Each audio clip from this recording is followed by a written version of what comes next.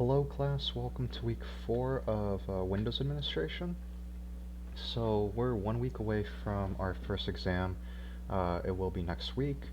I did make a Blackboard post on it. So I kind of talked about the types of questions that are going to be on the exam, like multiple choice, true and false, and fill in the blank.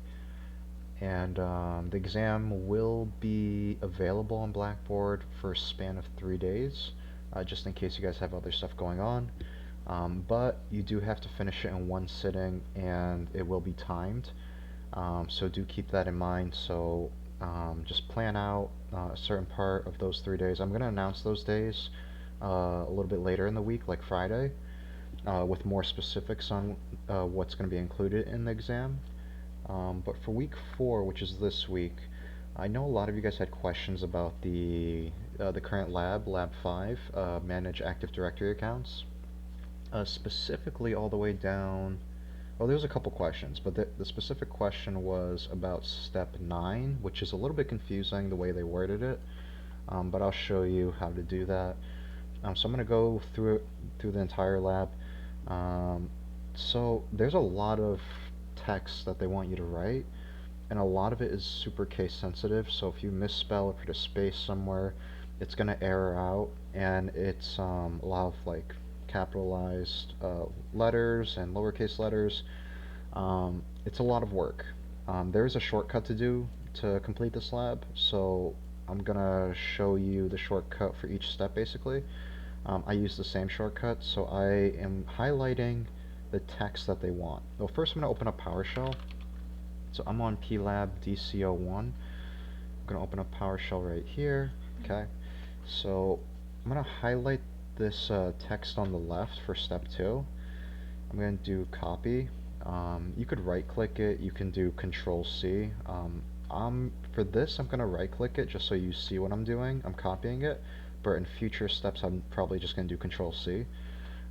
After you do that, so it gets copied to the clipboard on your computer, but if you try to do Control V right here, it's not going to take it because we're technically in like a virtualized environment, which is separate from our actual physical computer that you guys are doing this on.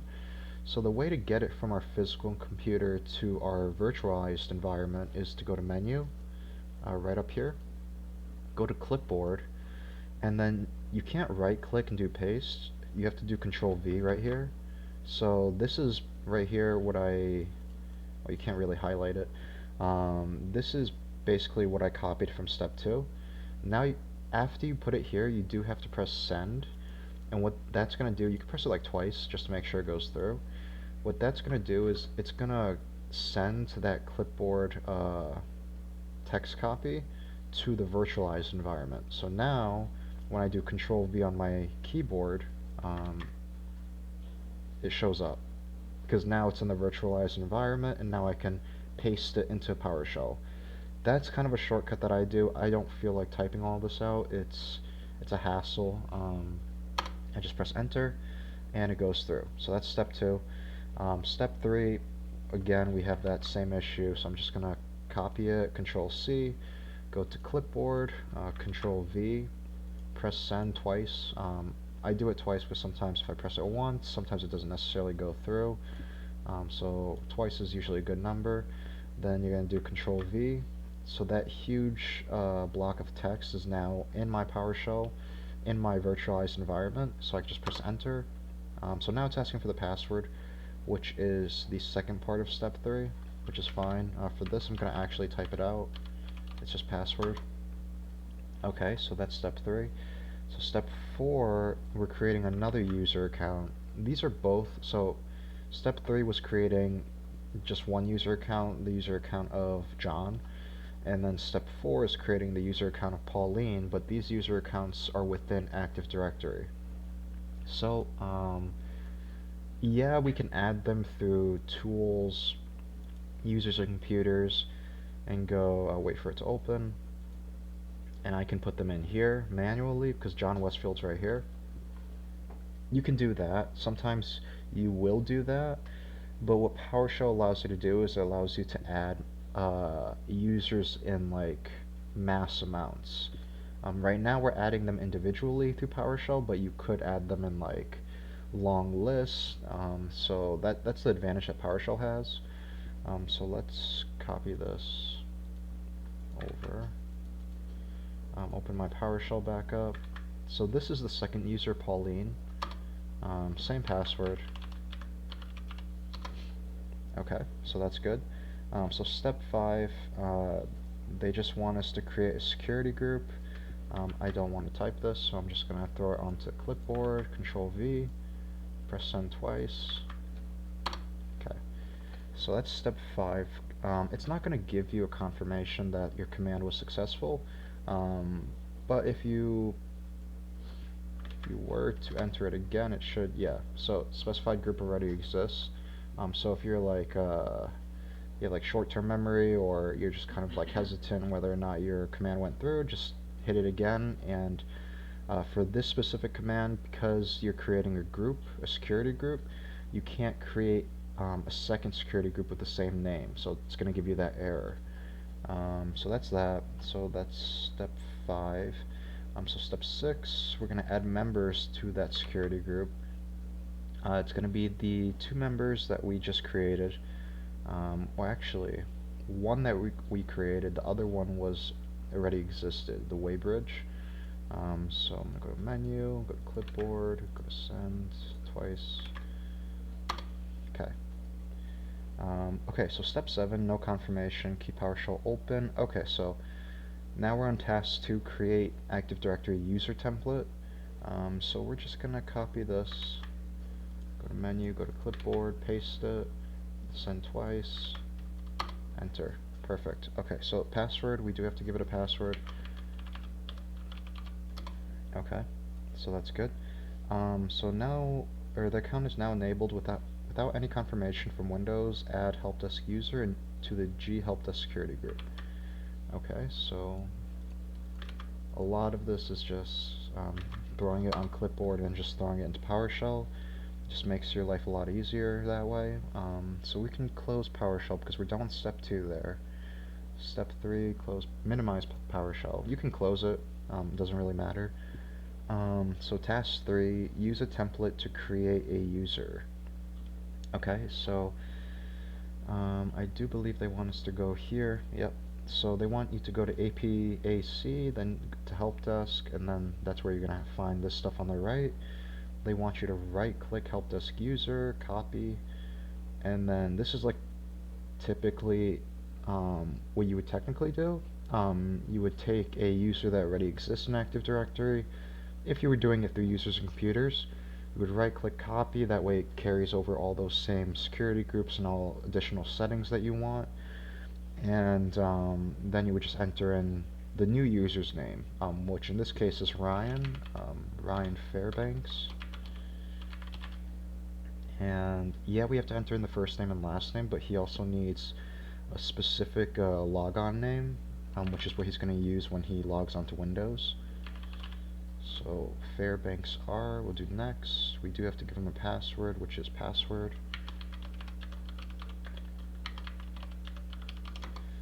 And I'll do finish. Okay, so now Ryan's there. They do want us to right click and then go to properties and go to member of. Okay, it just minimized on me. Okay, right click properties, member of. Okay, so they just want us to confirm that he was in the G help desk security group, which he was. I'm not sure why it keeps minimizing on me. So right here we see he's on the G help desk security group, so that's fine. So we can close that, we can close this. So task 4, this is kind of where everyone was getting stuck on, around step 8 to 9. So we're going to open up PowerShell again. We're going to do our little clipboard shortcut, send it twice. Okay, that's the command for step 1. So step 2 is just opening up a notepad, and then we're going to minimize it because we're going to use it later on when we create our batch file. So we'll minimize that for now. Now they want us to go on step 5. Step 5 is this huge long block of code. So go to clipboard again, do send. Okay,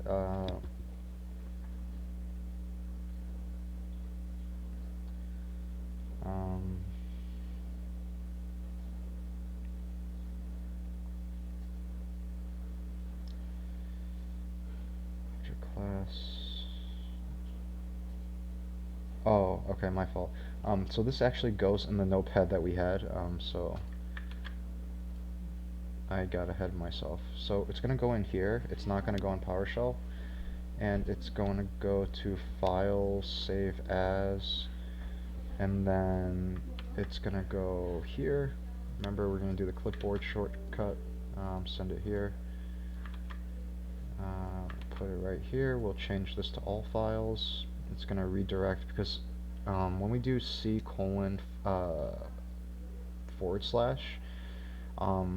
this isn't really included in the name. What this is going to do is it's going to change the directory in which users.csv is saved, which is why we're here. So that's all it's doing there. That means C drive, so local C. So we'll do save. Okay. So now it's users.csv. We can close the notepad.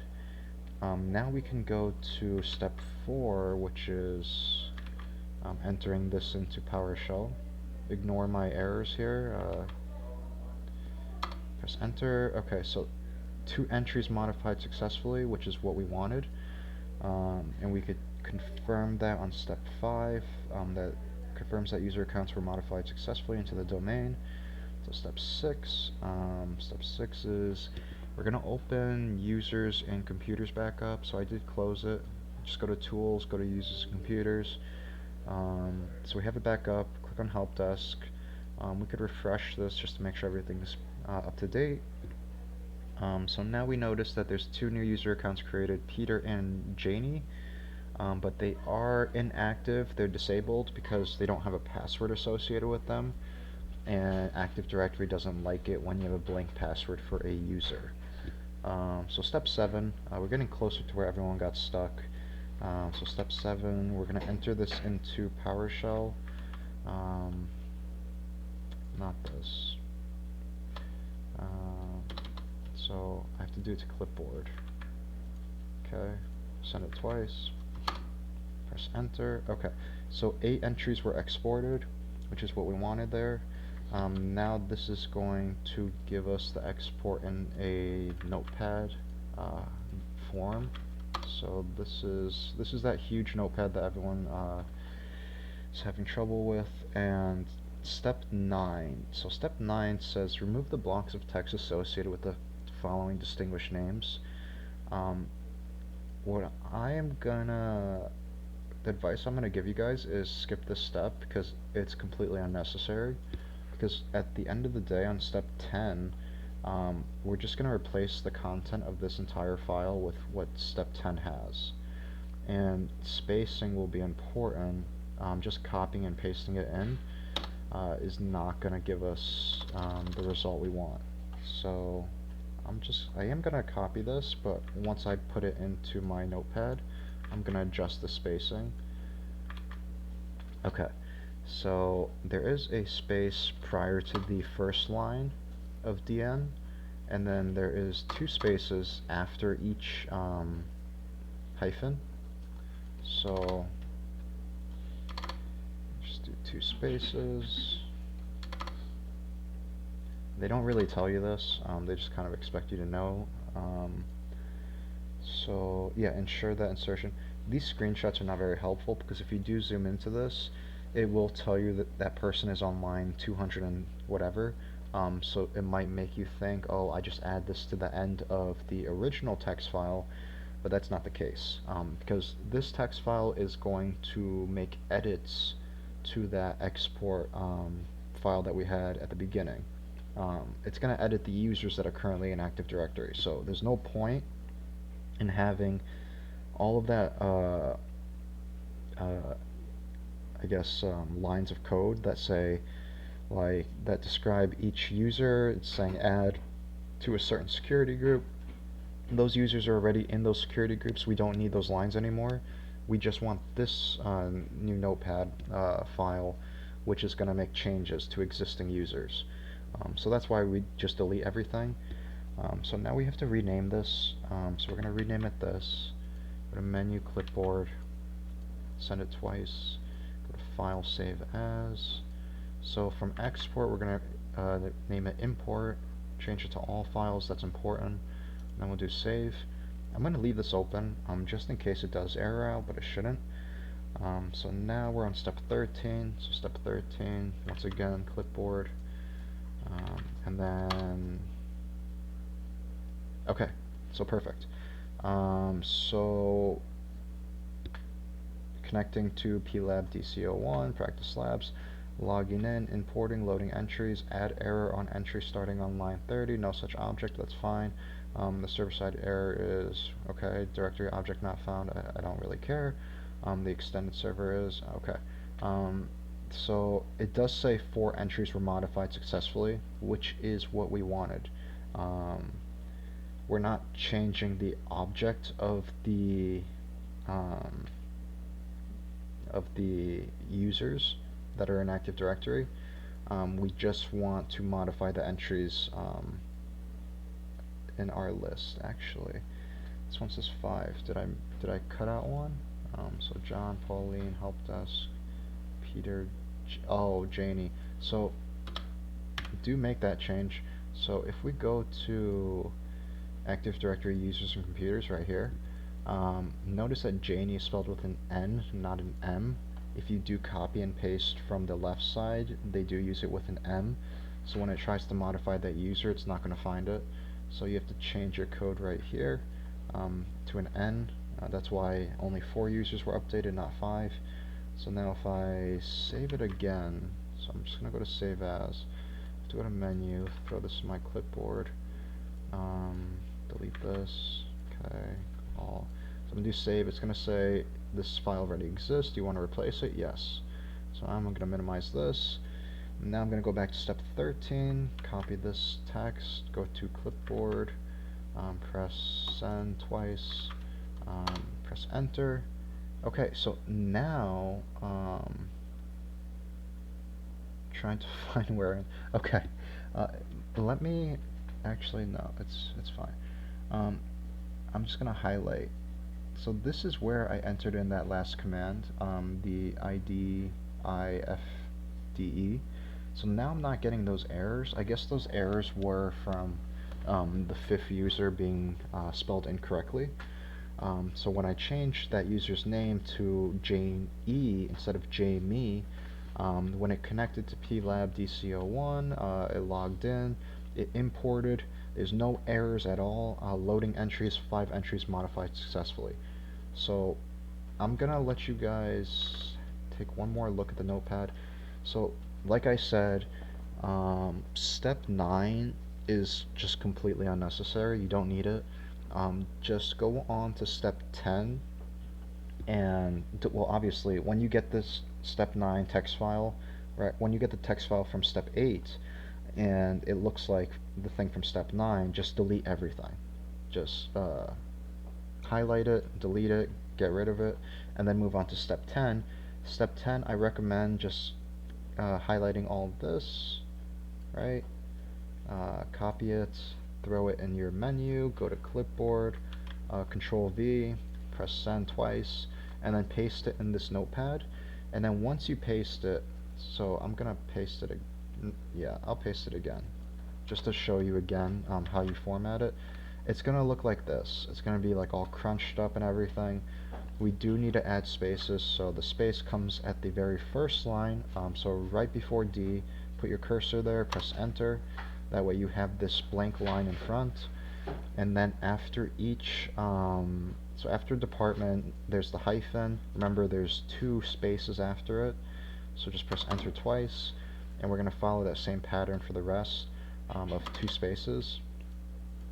So it's department on line 12, line 13 is the hyphen, there's 2 spaces for line 14, 15, and then we started the new user's block of code on line 16, and so forth.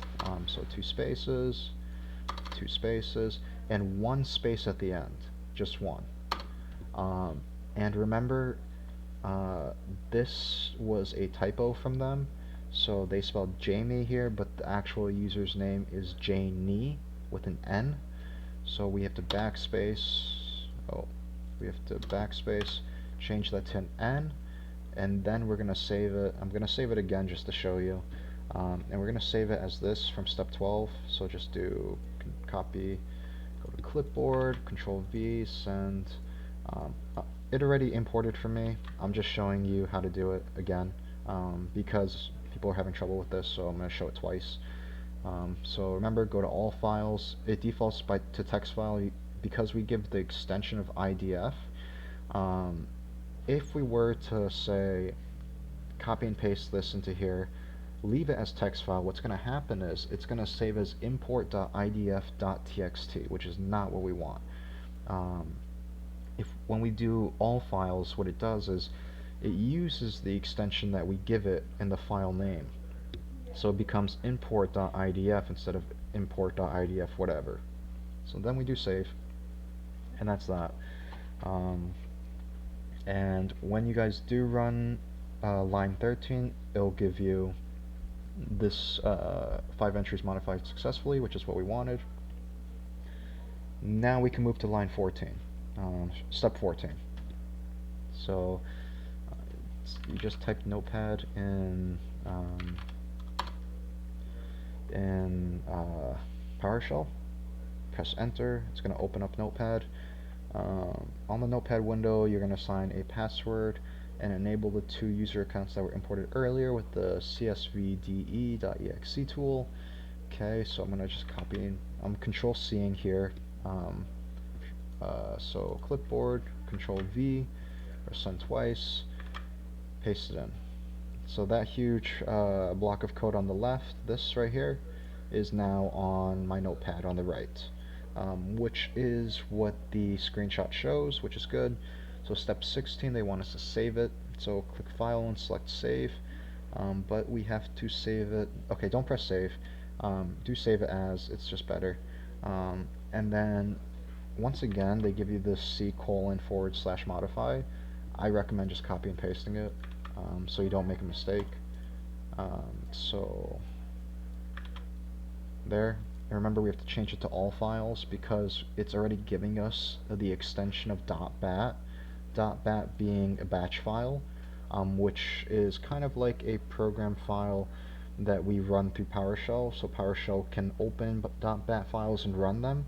BAT files are used to automate certain processes for IT admins, so that's kind of what we're doing here. So do we save it? Okay, save. So close Notepad. Okay, so step 18. Now within PowerShell, I'm gonna get a brand. Oh, I'll leave it. It's just kind of busy. So I'll do cd / and I'm gonna scroll down so you guys can see it.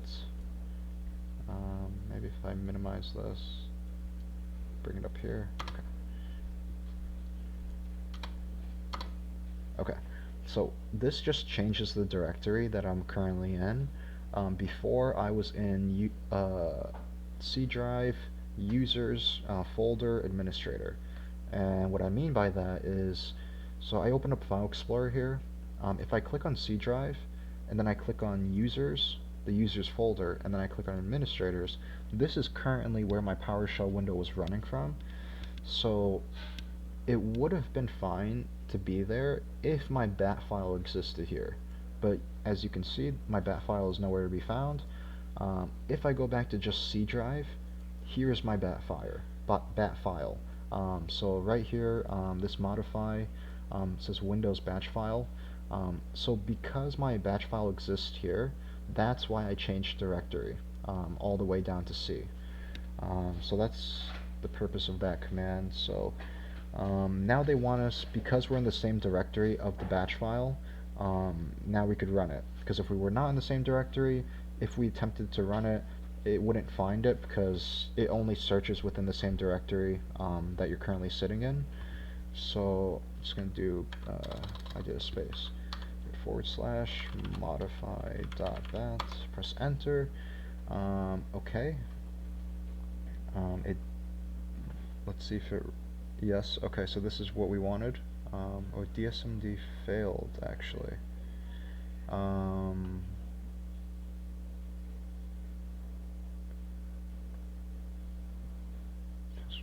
Disabled. That's for running a batch file script as modified. For scripts to run, they must begin with a dot and a backslash.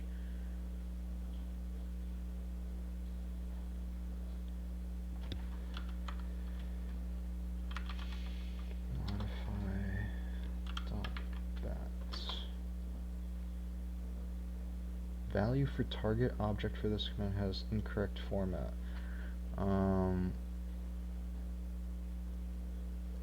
It's not this. Let's open up our bat file again. So let's find that. Go to C drive. We're gonna go to modify. We're gonna go to properties. Actually, no, not properties. We're gonna open it, but we're not gonna open it as. We'll do edits. Okay. It should be Janie. Okay. Help desk, APC, DC practice labs. Password is. So the only thing must.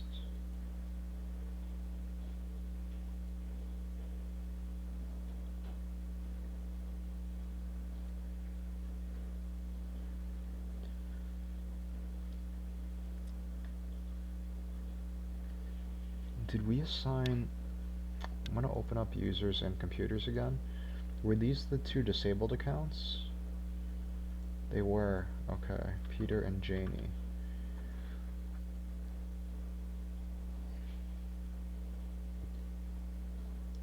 You know what let's actually try. I'm going to close this PowerShell window because it says value for target object for this command has incorrect formats. Yeah, we'll close that. What I'm gonna do is open up a admin Windows PowerShell window. I'm going to move my modify. I'll move. Actually, no. We'll stay in the same directory. Let's go back to where we were. We have to change directory, and to do so we do cd /. Okay, and now we're gonna do the modify dot bat. Failed again. Okay, well, there might be a workaround here, so I'm gonna copy and paste all this, throw in clipboard, paste, send twice, enter. Okay, so there was a disconnect as far as, well, let's go back to users and computers actually, and we'll refresh this. Okay, so if you do run into the same problem I had, there's in Windows Windows Server, there's a lot of workarounds if something doesn't work. That's the great thing about it. So my .bat file was not executing for whatever reason. My syntax was correct. I was in the correct directory, but it didn't want it. BAT files are just the whole purpose of a BAT file is to store pieces of code that automate stuff. Yeah, it can be used for that. You can also just write the text within PowerShell itself. So I just took the entire block of code right here, which is basically changing those users from inactive to active and setting a password of password. So I just threw that entire command in PowerShell, in an admin PowerShell. So right click, PowerShell, Windows PowerShell admin, and I threw it in there and it succeeded. So the syntax wasn't right. It was, for whatever reason, maybe I misspelled something with my batch file, I'm not quite sure. Or maybe like the way it was formatted in the notepad. It could be either or, but the fact of the matter, actually, now that I'm looking at it, what is this O right here? Um,